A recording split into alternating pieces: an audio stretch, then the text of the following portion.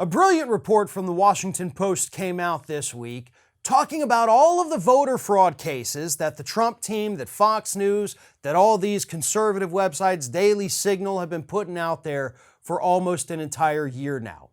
And they actually went through because in some instances, the Trump campaign, Fox, Daily Signal, other websites, and other conservative pundits have actually named the names of people who they claim were dead, but voted anyway.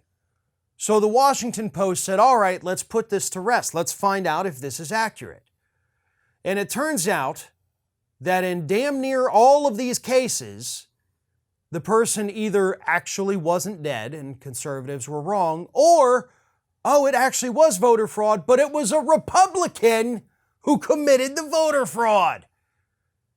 Here's what happened in a lot of these instances, by the way. The Republicans would jump on a name and say, oh my God, this person is dead, or this person doesn't exist. And then they'd look into it and find out what happened was, oh no, this person is not dead because there happens to be more than one Jane Smith in the state of Pennsylvania, you idiots. That's actually very common, by the way, for Republicans to do that. That's how they get by with their successful voter purges. If you have a name the same as somebody that's in jail or dead, they'll purge you from the voting rolls. Very tricky, very dirty, but they do it all the time.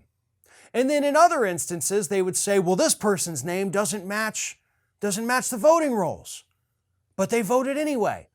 And then it turns out like, oh yeah, but they actually got a name change and so it was totally legal. Or they were widowed, they went back to voting in their either widowed name or maiden name, depending on how they switched. They got remarried, they got divorced. Lots of instances of that. It is not voter fraud. And then, of course, you had the instances where it was straight up voter fraud committed by a Republican, as we saw in several instances, Republicans getting ballots for their dead relatives and then filling out Donald Trump's name. That's why, by the way, once these networks, once the Trump people put out these lists of names at the end of last year, beginning of this year, that's why there was never any follow-up on it.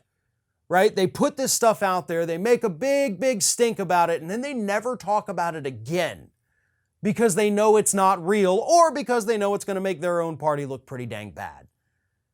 That's the point of it. That's what they're doing. There was no widespread voter fraud in the 2020 presidential election. It's been audited, it's been recounted, it's been verified. All of the things that needed to happen to verify that we had a safe and secure election did in fact take place. Were there problems? Absolutely. Could we fix them? We sure should. You can blame Mitch McConnell for that, for blocking election security legislation for several years during the time when he was the majority leader under Trump's administration. But I guess that's a conversation for another day. The bottom line is, Republicans are lying about voter fraud. And they're lying about it because they know it doesn't exist. Thanks for watching, and don't forget to like, comment, share, and most importantly, subscribe to our channel for fresh content 7 days a week.